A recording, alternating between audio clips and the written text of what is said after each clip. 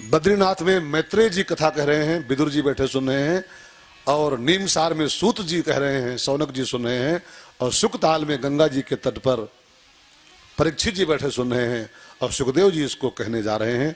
3 जगह कथा होने जा रही है ये भागवत में, और चौथी जगह ये है राम जानकी नगर में रमेश भाई शुक्ला कहने जा रहा है, और आप सब बिल्कुल सुनने को तैयार बैठे हो, ठीक है ना।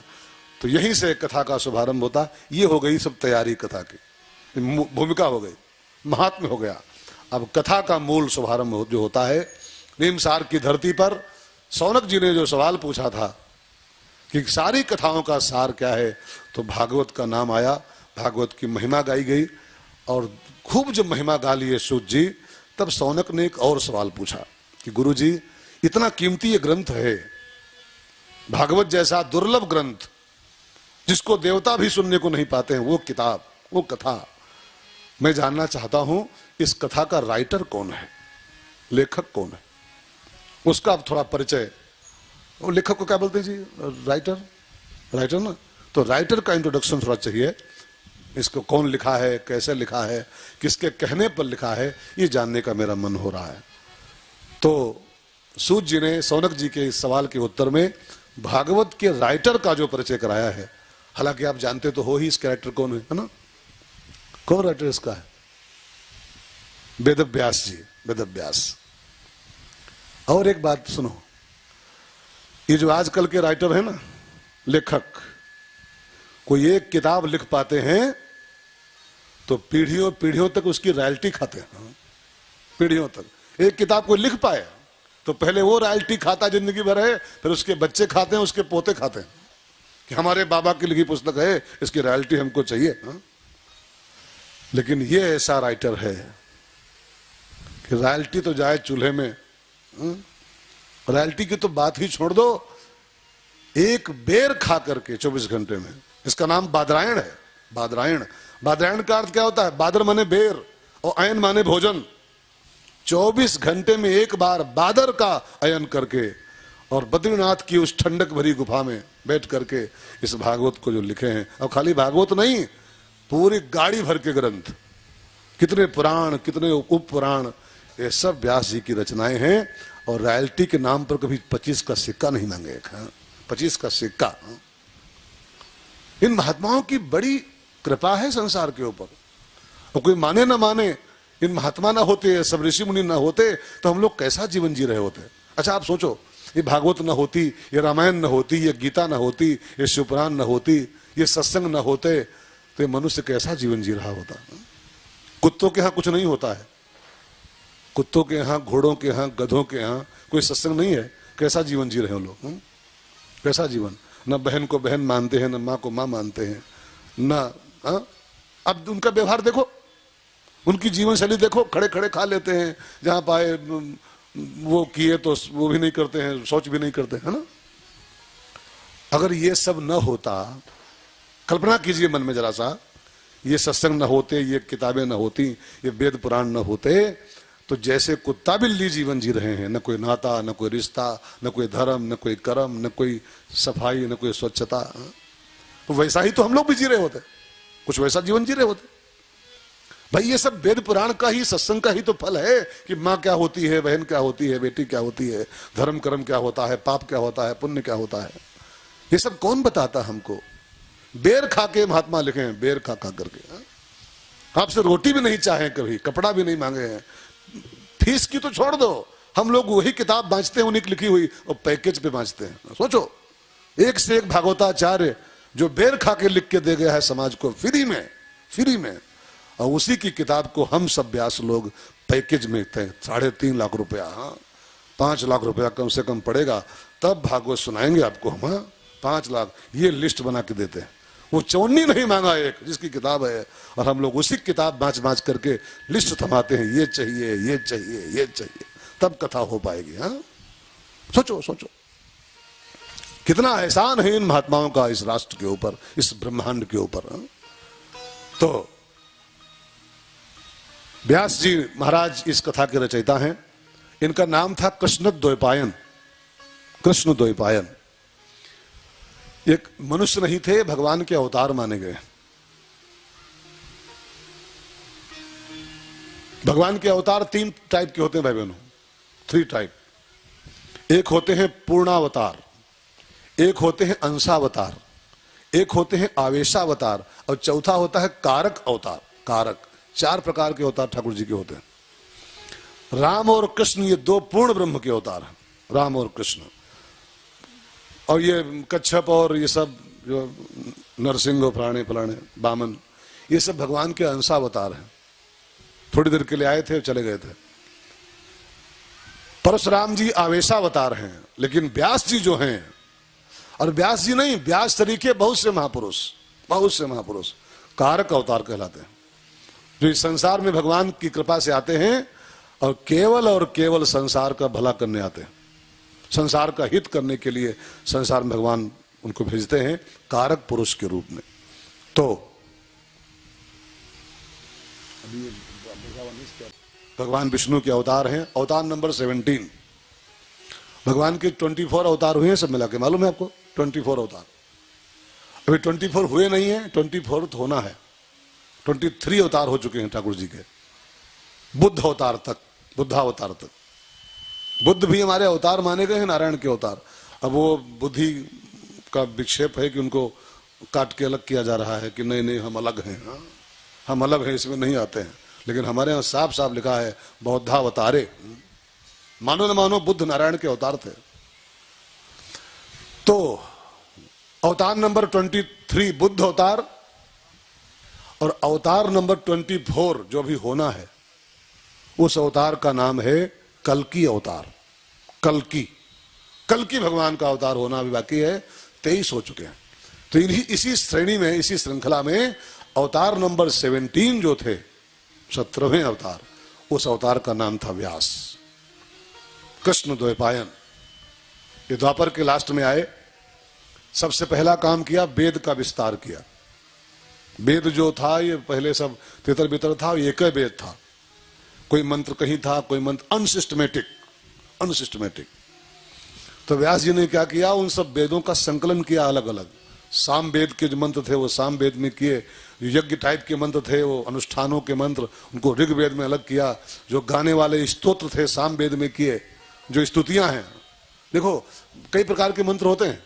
एक इदम इंद्राय नमः स्वाहा वाले मंत्र, अनुष्ठान वाले मंत्र, एक खाली स्तुतियां होते हैं, नमामि समीसा निर्वाण रूपम, ये मंत्र नहीं, स्तोत्र है सभी, इनको गाना पड़ता है। नागेंद्र हाराय त्रिलोचनाय, ये सब स्तोत्र हैं। तो सारे मंत्रों को ऋग्वेद में किया, गाने वाले स्तोत्रों को साम वेद में किया, कुछ मंत्रों को यजुर्वेद में किया, जो चिकित्सा संबंधी मंत्र थे यजुर्वेद में किया, आयुर्वेद के मंत्र, कुछ मंत्रों को अथर्ववेद में किया, और एक वेद जो तितर बितर था, वो अनसिस्टमेटिक था, उसको सिस्टम में ला करके उसको 4 वेद बनाए। ध्यान देना, व्यास जी वेद के रचयिता नहीं है, लेकिन वेद के प्रकाशक हैं। प्रकाशक मीन्स अंग्रेजी में बोले तो किसी किताब को सिस्टम में बना के वो सब टाइप वाइप करके छाप के दे दे समाज को, उसको प्रकाशक बोलते हैं। राइटर दूसरा होता है, प्रकाशक दूसरा होता है, ठीक है ना। तो वेद के राइटर नहीं है व्यास जी, राइटर तो नारायण है, उसके वेद भगवान से निकले हुए हैं। लेकिन वेद को सिस्टम में लिख करके और वेद को 4 जगह बांट करके और उसको छपा करके समाज को दे देना, ये जो प्रकाशित करने का काम किया था, वो काम व्यास जी ने किया था। पब्लिशर, वाह वाह, हाँ पब्लिशर। मैं कहूं ना, इस धरती के फर्स्ट पब्लिशर अगर कोई थे, पहले पब्लिशर तो बहुत हो गए हैं, लेकिन इस ब्रह्मांड के प्रथम प्रकाशक, प्रथम पब्लिशर अगर कोई थे, व्यास नारायण थे। वेद का प्रकाशन किए थे, वेद का प्रकाशन। फिर देखा तो वेद में कुछ बाउंडेशन थे, वेद में कुछ माइनस पॉइंट भी हैं, माइनस पॉइंट नहीं कहेंगे उसको, कुछ उसमें कुछ बाउंडेशन लगाए गए हैं। वेद को ये नहीं पढ़ सकते हैं, वेद इनको नहीं अलाउ है। अब मैं सब न बोलूं खुला खुला, लेकिन आप जानते हो वेद में कुछ बाउंडेशन लगाए गए। कुछ शूद्र नहीं पढ़ सकते हैं, फला नहीं पढ़ सकते हैं, ये नहीं पढ़ सकते हैं, वो नहीं पढ़, ऐसा कुछ लिखा हुआ है। न जाए इन बातों में, वो सब विवाद की बातें हैं। लेकिन वेद में कुछ लगाई गई बैरिकेटिंग, अलाउ नहीं है इनको, इनको अलाउ नहीं, इनको अलाउ नहीं है। तो व्यास जी को लगा ये हमको पसंद नहीं है, ये सब ये बैरिकेटिंग को नहीं पसंद है। तो व्यास भगवान ने एक पांचवा वेद और लिखा, पंचम वेद। 4 वेदों को डिवाइड करके पांचवा वेद लिखा, उसका नाम रखा महाभारत। महाभारत वास्तव में पंचम वेद है भाई बहनों। उसको लोग गलत अर्थ में लेते हैं कि महाभारत पढ़ना नहीं चाहिए, महाभारत रखना नहीं चाहिए घर में, नहीं महाभारत हो जाता है घर में। ये सब बुद्धि नहीं है, बुद्धि नहीं इंसान की। कितनी कितनी पुरानी बातें अभी तक तो लोग ढो रहे हैं, ढो रहे हैं। हमारे पीएम साहब ने 1200 ऐसे कानून बंद कर दिए हैं जो अनुपयोगी हो गए थे, यूजलेस हो गए थे। 1200 ऐसे कानून, धाराएं खत्म कर दी गई संविधान में से, ठीक है ना। अब कुछ बातों को जो जो समाज के लिए यूजलेस है उनको खत्म कर देना चाहिए। कुछ बातें अभी कुछ लोग अभी भी ढोए जा रहे हैं, अभी भी ढोए।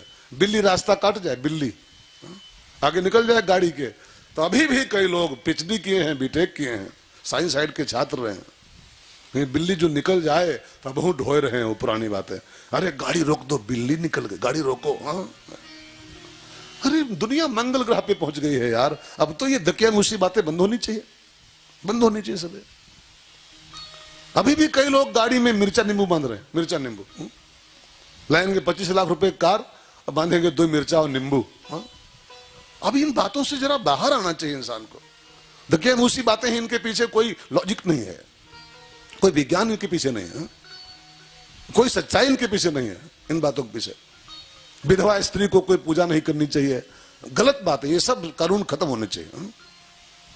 तो व्यास जी को लगा ये बाउंडेड वेद, ये न पढ़े, ये न पढ़े। महाभारत जैसा पंचम वेद लिखा, और महाभारत को अवॉइड मत करो, महाभारत 5वां वेद है। उसका नाम है जय शास्त्र, जय शास्त्र। महाभारत उसका नाम नहीं है जी। ततो जय मुदीरयत, नारायणम नमस्कृत्य नरम चैव नरोत्तमम देवीं सरस्वतीं व्यासम ततो जय मुदीरयत। उसका नाम जय ग्रंथ है, जय ग्रंथ। उसका पाठ करने से, उसको घर में रखने से सर्वत्र विजय की प्राप्ति होती है। यतो धर्मः ततो जयः। जहां महाभारत का ग्रंथ रखा होता है, जो महाभारत का अध्ययन करते हैं, ऐसे लोग हमेशा विजय पाते हैं, हमेशा जय पाते हैं। कौन कहता है महाभारत के रखने से घर में लड़ाई होती है? कौन कहता है? कहां लिखा है? दकियानूसी बातें, इनको ढो मत, उतार के फेंको। महाभारत सोचो, जिसका एक अंश गीता है, गीता जिसको सिरमौर मानते हो, ग्रंथों की सिरमौर, गीता प्रेस और गीता और गीता और गीता, वो गीता कहां से निकली है? वो महाभारत का एक अंश ही तो मात्र है। महाभारत के ही तो 700 श्लोक हैं, वो गीता के रूप में अलग किए गए हैं केवल। उसको पूज रहे हैं, और जिसकी देन है गीता, जहां से पैदा हुई है गीता, उसको अवॉइड कर रहे हैं, उसका इग्नोर कर रहे हैं। तो महाभारत पंचम वेद बनाया। फिर देखा तो महाभारत के सूत्र बड़े क्लिष्ट थे, सिद्धांत। तो व्यास जी ने महाभारत के सूत्रों को सरल करके और उनके सूत्रों को कथानकों का रूप देते हुए 18 पुराण बनाए, कई पुराण लिखे। पुराण 18 नहीं जी, बहुत पुराने हैं, बहुत है, कई पुराण लिखे। अब देखो, वेद का विस्तार किया, 5वां वेद बनाया, हजारों पुराण लिखे, हजारों और किताबें लिखी। लेकिन इतना कुछ करने के बाद भी व्यास जी को अभी तक संतोष नहीं मिला था। इतना कुछ करके भी अभी तक उनको डकार नहीं आई थी। डकार आती है ना कोई खाना खाने के बाद में, जब कुछ खाना खाओ, बढ़िया खाना मिल जाए, तो अंदर से एक आवाज आती है, डम्स की आवाज। वो डकार नहीं होती, वो संतुष्टि की आवाज होती है। मैं संतुष्ट हो गया, मैं तृप्त हो गया। हाँ, डकार नहीं, वो संतुष्टि की आवाज है। तो व्यास जी इतना बड़ा बड़ा काम किया, अभी तक उनको डकार नहीं आई थे, एक संतोष नहीं मिला था। तो बैठे सोच रहे थे अपनी गुफा में। आप में से जो लोग बद्री विशाल गए हो, बद्रीनाथ के ऊपर बढ़ो तो एक गांव है माना, माना गांव, हिंदुस्तान का लास्ट गांव है वो, आगे चाइना शुरू होता है। तो माना गांव के पास जहां सरस्वती नदी दिखाई पड़ती है, सरस्वती वहीं तक दिखाई पड़ती खाली, बस फिर वो अंडरग्राउंड हो जाती है। तो इलाहाबाद में मान्यता है कि वो मिली है, बाकी राम जाने, दिखाई नहीं पड़ती। गंगा जमुना दिखाई पड़ती, सरस्वती तो खाली नाम है उसका, वो वहीं दिखाई पड़ती है खाली, खोला खोला बहती हुई। तो माना गांव के पास एक गुफा अभी भी बनी है, व्यास गुफा, व्यास गुफा। वहीं बैठ के सारे ग्रंथ बने थे, उसी गुफा में, सरस्वती किनारे। तो अब व्यास जी को जब संतोष नहीं हुआ, तब वो चिंतित हो गए कि क्या कमी रह गई, क्या छूट गया कि मुझको डकार नहीं आ रही। इतना कुछ बना चुका हूं, इतनी किताबें लिख चुका हूं, लेकिन संतुष्टि क्यों नहीं हो रही। तब नारद जी वहां प्रकट हुए और नारद जी ने कहा, व्यास जी, संतुष्टि तब मिलती है इंसान को जब वो जिस काम के लिए आया है वो काम उसका पूरा हो जाए, तब लगता है पूरा हो गया। इसलिए हमारे संतों ने कहा है, महापुरुषों ने कहा है, अपने बच्चों की बचपन से ही पहले रुचि चेक कर लो कि रुचि किस काम में है, और उसकी रुचि जैसी हो उसको उसी फील्ड में डालो, तब वो जो काम करेगा उसमें संतुष्टि मिलेगी उसको। अब रुचि उसकी एमबीबीएस में है और कराओ उसको बीटेक, तो एमबीबीएस का इंटरेस्टेड है और बीटेक कराओगे तो कर भरे ले, लेकिन उसमें कभी उसको मजा नहीं आएगा। वो भले इंजीनियर हो जाए, भले अमेरिका में उसकी पोस्टिंग हो जाए, वो करता भी रहेगा लेकिन संतोष नहीं पाएगा। इसलिए जिस काम के लिए जो संसार में उतारा गया है, जब तक वही काम वो नहीं पाएगा, वही काम नहीं कर पाएगा, उसको डकार नहीं आएगी। हम आपको अपनी कथा बताएं 2 मिनट 1 मिनट में। हमने कम से कम 25-26 काम किए। जब से मैं पैदा हुआ, जब से होश संभाला, इंटर पास किया, तब से 2500 काम मैंने किए। दुकान भी किया, मास्टरी भी किया, कुछ दिन डॉक्टरी भी किया, क्या क्या नहीं किया मैंने, हा? क्या क्या नहीं। पत्रकारिता भी पास किया, उसका मेरे पास रखा है सर्टिफिकेट, फर्स्ट डिवीजन पास पत्रकारिता। क्या क्या नहीं किया मैंने, हा? लेकिन खूब पापड़ बेलते हुए अंत में जब ये काम भगवान ने दिया, तब 20 साल हो गए लगभग। अब डकार आ रही, अब मजा आ रहा है। क्यों? क्योंकि ये इस काम के लिए हम आए थे, ऊपर से इस काम के लिए भेजे गए थे। तो जब तक हम जिस काम के लिए आए हैं वो काम नहीं करेंगे, तब तक डकार नहीं आ सकती। तो नारद जी ने कहा, तुमने महाभारत लिख दिया, शिवपुराण लिख दिया, ये लिख दिया, ये तुम्हारा मिशन नहीं है। तुम्हारा मिशन तो भागवत है। तुम भागवत संसार को दो, और जब भागवत लिख के दोगे तब तुमको डकार आएगी अंदर से, तब संतुष्टि मिलेगी। तो व्यास जी ने कहा, भागवत है क्या चीज? मैं तो जानता भी नहीं भागवत क्या है। कब मैं सुनाता हूं। इस कथा को नारायण ने कहा था, ब्रह्मा जी को सुनाया था पहली बार। नारायण के द्वारा कही हुई और ब्रह्मा की सुनी हुई पहली कथा जो, इसका नाम भागवत इसीलिए भी भाई बहनों है। भागवत का एक अर्थ होता है भगवता प्रोक्तम, जिसको भगवान ही केवल कह सकते हैं, बस उसको भागवत कहे। भगवता प्रोक्तम, भगवान के द्वारा कही हुई कथा भागवत। और वास्तव में मित्रों, भागवत भगवान ही कह सकते हैं, इंसान नहीं कह सकता है। हम लोग जो है ना, ये हम लोग तो जब बैठते हैं ना व्यास गद्दी पर, तो आंखें मूंद के जब 2-3 श्लोक पढ़ते हैं शुरू में आते आते, तो ये श्लोक पढ़ते पढ़ते हम लोग मर जाते हैं, खत्म हो जाते हैं। 3 श्लोक पूरे होते हैं, कीर्तन ज्यों गाते हैं, रमेश भाई शुक्ला डेड। उसके बाद जो बोलना शुरू करता है वो रमेश भाई नहीं होता है, वो स्वयं राम जी होते हैं। भागवत इंसान नहीं कह सकता है, भागवत मनुष्य नहीं कह सकता है। भागवत तो भगवता प्रोक्तम होती है, उसको भगवान ही कह सकते हैं केवल, बस। तो नारायण ने इस कथा को कहा था पहली बार, ब्रह्मा जी को सुनाया था। मैं उसी को आपको सुनाऊं। और आप चूंकि व्यास हो, व्यास माने होता है विस्तार करने वाला, व्यास विस्तार कर सकता है जो। तो तुम, वो कथा छोटी सी कथा है, 4 श्लोक की कथा है, मैं उसको सुना दूं और आप उसी का विस्तार कर दो, तब संतोष पाओगे। और नारद जी ने व्यास जी को बैठाल करके और नारायण के द्वारा उद्धृत कही हुई चतुश्लोकी भागवत का गान किया। अहमेवासमेवाग्रे नान्यद् यत् सद सत्परम पश्चादहम यदेतच्च यो वसिष्येत सो सम्यहम्। 4 श्लोक की भागवत सुनाई और फिर नारद जी ने आज्ञा दिया, अब तुम उठाओ कलम और इसी कथा को विस्तार कर दो। अब नारद जी चले गए 4 श्लोक सुनाने के बाद में, और फिर जानते हैं क्या लिखा है? व्यास जी ने सत्यम परम धीमहि, उन्हीं 4 श्लोकों का ध्यान करना शुरू किया। ये भागवत जो कथा आप सुन रहे हो, ये कथा आंख खोल के लिखी हुई कथा नहीं है। ये कथा तो धीमहि की अवस्था में, धीमहि माने क्या होता है? ध्यान करता हूं, धीमहि। और ध्यान मुद्रा में बैठ करके, ध्यानावस्थित होकर के जो कथा तैयार हुई थी, उसका नाम भागवत है। यहां खोल के लिखी कथा नहीं है, ये होश में लिखी कथा नहीं है, ये तो ध्यान में लिखी हुई कथा है। चतुश्लोकी का ध्यान किया और जो जो आता गया, ध्यान में जो आता गया, व्यास जी आंखें मूंद के उसी को लिखते गए और भागवत तैयार हुई। अच्छा, धीमहि का एक और अर्थ है। भागवत का पहला श्लोक धीमहि कहलाता है। धीमहि, धीमहि माने एक और अर्थ बहुत ध्यान देकर सुनेगा। धी माने बुद्धि, धी, और मही माने पृथ्वी। धी मही, धी मही, मही माने धरती पर डाल देना, ठीक है ना, धरती, और धी माने बुद्धि। अब इसका बड़ा बढ़िया अर्थ श्रोताओं पर लागू हो जाता है कि श्रोताओं को चाहिए कि इस पंडाल में जब आवे तो अपनी पहले धीमही कर दें। इस पंडाल में बैठने के पहले अपनी बुद्धि का सरेंडर कर दें। जिसकी बुद्धि सरेंडर नहीं होती है, बिल्कुल सरेंडर साष्टांग व्यास गद्दी के सामने, तो फिर वो कथा का जो लाभ मिलना चाहिए नहीं ले पाता है। यहां आते ही सबसे पहला काम करो धीमही, धीमही, धरती पर डाल दो अपनी बुद्धि को, धीमही कर दो, तब आप इस पंडाल का विशेष लाभ ले पाओगे। विशेष लाभ। बुद्धि यहां खड़ी नहीं होनी चाहिए, बुद्धि यहां साष्टांग होनी चाहिए पंडाल में आने के बाद में।